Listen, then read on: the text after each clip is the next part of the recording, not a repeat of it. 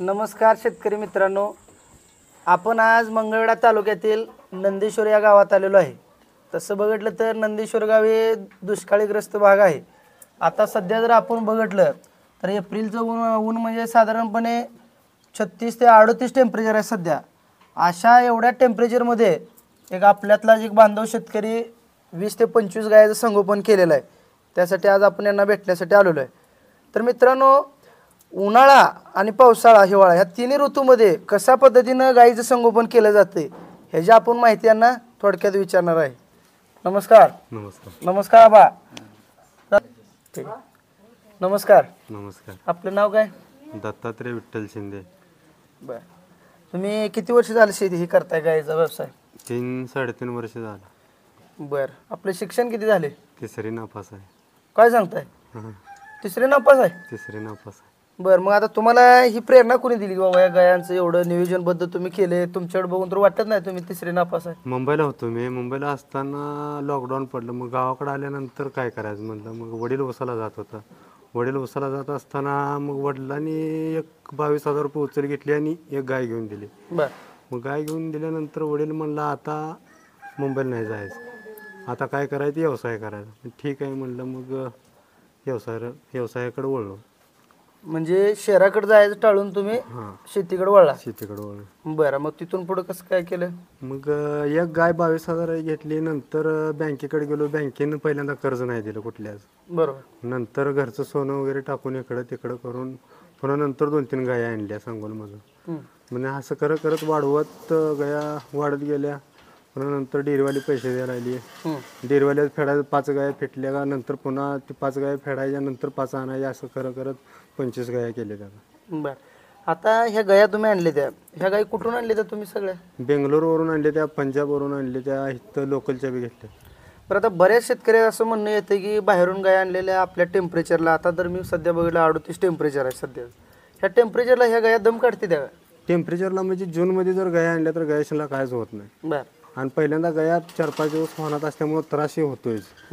का तर 4-5 दिवस कंटिन्यू उभा राहून जर गाया यायच्या म्हणलं तिथं आल्यानंतर गोचर तापावर जाते. त्या त्यांना शिवतंय ना. कणकण आल्यानंतर 1 महिना 2 महिने गाय असं त्यांच्याकडे सारखं कंटिन्यू लक्ष द्यायला लागते. बरं, लक्ष नाही दिलं तर गाय मग मरू बी शकते तिकडून आणली. म्हणजे योग्य जर संगोपन नाही झालं तर गाय दगावण्याची शक्यता नाकारता येत नाही मला.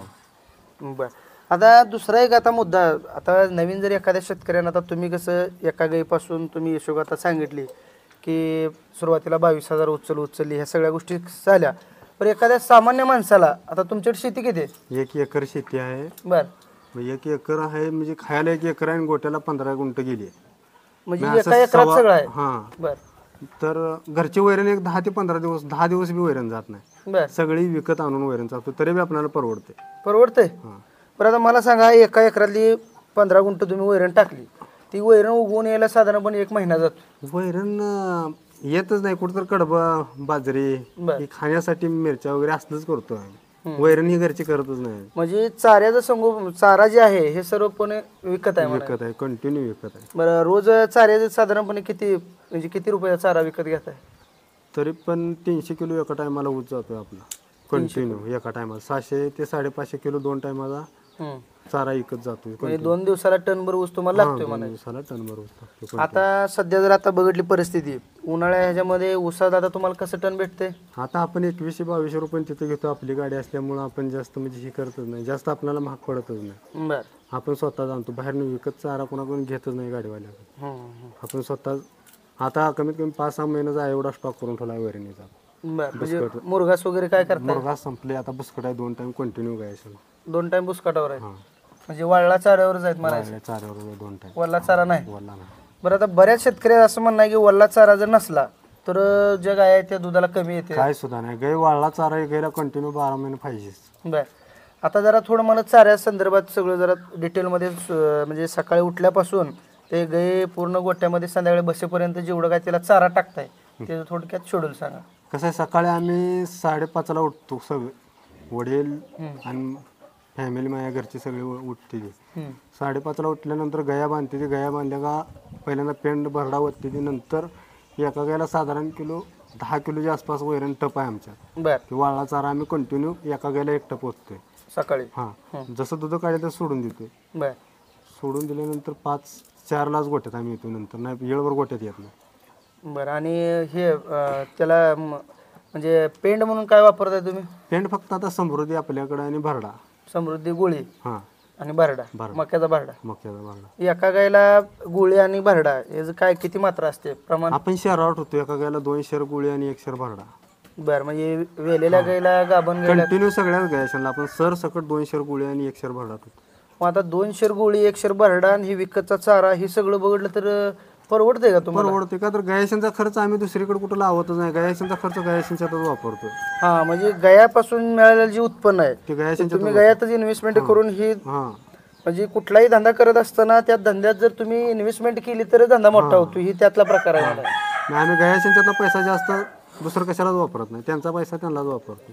बरं बरं आता ही झाला सगळा आर्थिक प्रश्न.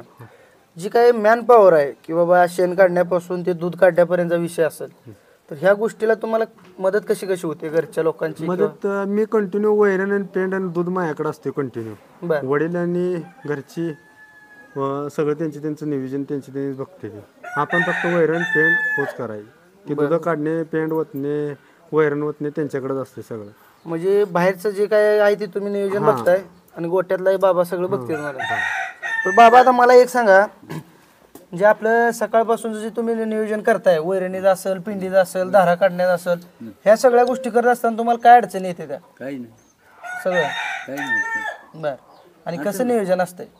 सकाळ उठायचं, पेंड वतायची, पेंड वतली वैरण वतायची, वैरण वतली काही शान काढायचं. बर शान काढलं का गॅस सोडून द्यायच्या पाण्याला, बर दूध काढते वर सोडून द्यायच्या. आता तुम्ही म्हणताय शेण काढायचं मुक्त गोट्याला बरेच लोक म्हणजे शेण काढावं लागत नाही. काढायला लागत नाही बरी फोन चालली. आम्हाला हे 5,000 डॅम्पिंग निघते. बर बर बर ती वाहून चाललं खाली पावसात.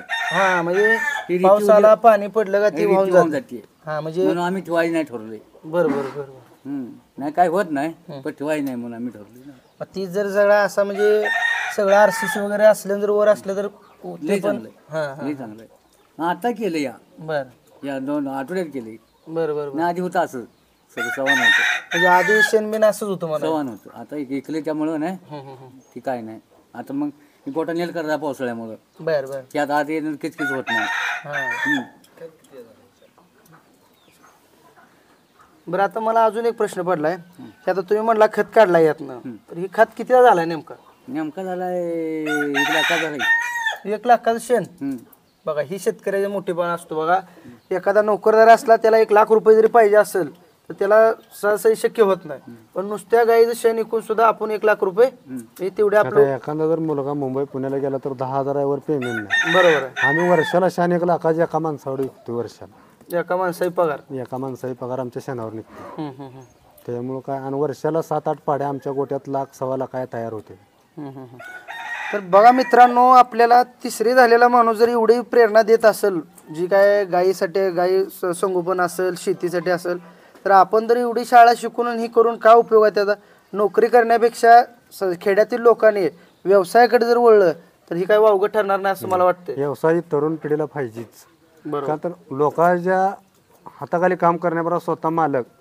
आता आम्ही आमच्या गोट्यामध्ये 1 तास ते 1.5 तास काम असते नंतर येळभर निवांत असते आमच्या घरची. का तर शेती 1 एकर असल्यामुळं काय सुद्धा बघत नाही. सगळं शेतीचं काय फक्त पावसाळ्या टायमिंगला तेवढेच काय तर इकडं तिकडं असते नाही कंटिन्यू पुन्हा कायच काम नसते गोट्यात निवांत.